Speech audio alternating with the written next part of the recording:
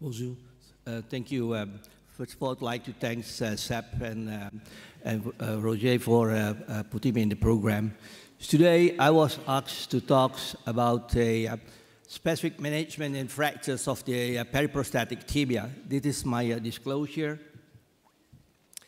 When Sep asked me to talk on this topic, it's not that many of our colleagues really talk on this topic because it's very uncommon.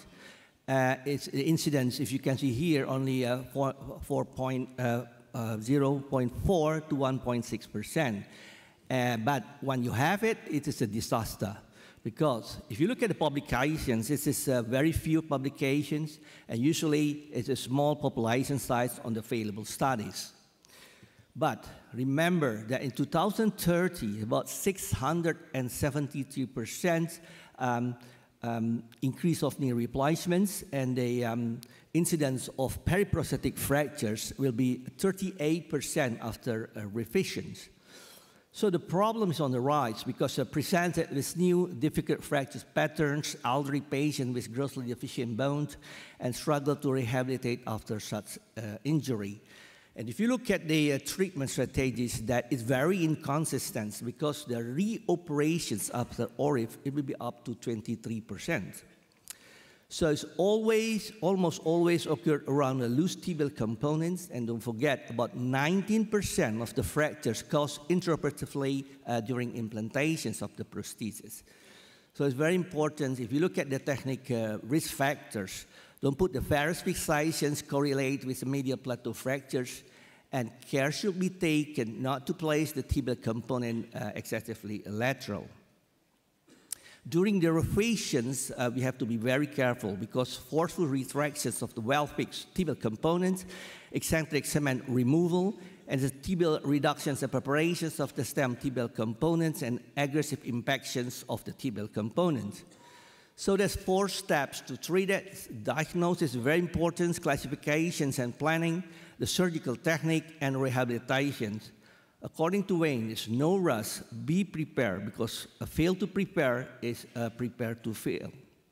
So if you look at the treatment guidance, we have to know before the operations about the pre-fractures ambulatory status of the patients, and the pattern of the fractures, vascular injury, the quality of the bone stock, and the stability of the knee prosthesis.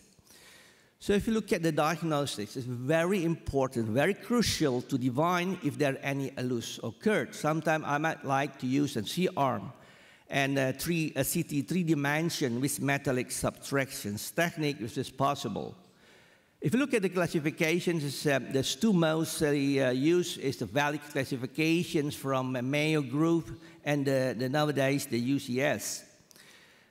It is very important because high complications and failure rate, that is due to incorrect classifications, so then you will have an inappropriate management. According to Lindell, in femur fractures, about 59% of the ORIF required revisions, and this is due to the misclassifications.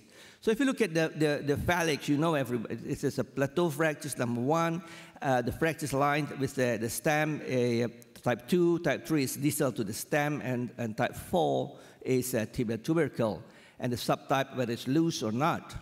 So if you look at Ibrahim, he shows here that the type 1 with subclass B is the most. And UCS is quite new. It's a substantial and near-perfect intra-observer reliability even in the hands of experienced and inexperienced user. You can see here they divided into A to F. So I would start with non-operative treatments. You have to be very careful because only appropriate for minimal displaced fractures with stable components. Because type 3A or type TC is considered for internal fixations, and it is due to the high risk for pseudoarthrosis. And another good paper shows here that when you put a stem in the revisions, you have to be very careful because it can develop a 3% of periprosthetic fractures and diaphysis. So in 2018, for me, it is all the periprosthetic fractures should be operated unless the patient is too medically unfit or fractures completely undisplaced. So surgical treatments, if it's type A or C, you can do it's a stable implant. You can put a plate and cerclage. And while type B, it's a loose implant, you might consider it for hence revisions. And another tip is very important and for the tibia fractures, due to the relative thin soft tissue layer, that percutaneous fixations I hope it's a must for me, because achieve and allows a maximum preservation of the local blood supply. This, for example, of the type 2A, we consider it with ORIF. You should look at it very simple, but I look at the CT scan, it's not loose, but I put a very, very massive fixations. As being said to by Dr. Erlinger before, you must have a good fixations, a long plate. Because this picture from separate shows that intraoperative fissure and insufficient osteosynthesis, you will have this kind of problem. So if the type 2B, you have to correct it by revision, as you can see here, or other, you can like this, with the hinge prosthesis. Another example is very important as well is beware of femoral implant loosening. You think it's only the tibia, but you have to look at the femur quite careful. In patients with union complications, malunion or non-union, you cannot accept it. You have to revise it. So another tip is that deep infections is much more higher on the tibia than on the distal femur. So my surgical treatment tip is important to restore natural mechanical axis. A tibial component with stem long enough to extend the distal to the fracture should be used in all cases. And osseous defect managed by metal augmentations, step sleeve, and trabecular metal cones. So in all the periprosthetic fractures, how to manage it, 3 points that you have to be considered: what to look for, what to consider, and what to do, whether you repair it or you replace it. This is another case that I might need to make a prosthesis.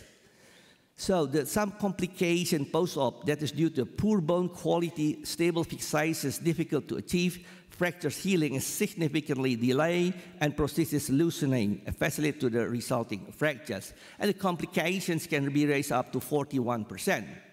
The 5 don't accept excess deviations, don't use incompetent fixations like wires only or screw only, don't leave loose implant, don't delay range of motions in post-op rehab, and don't delay surgery for elderly patients. Thank you very much.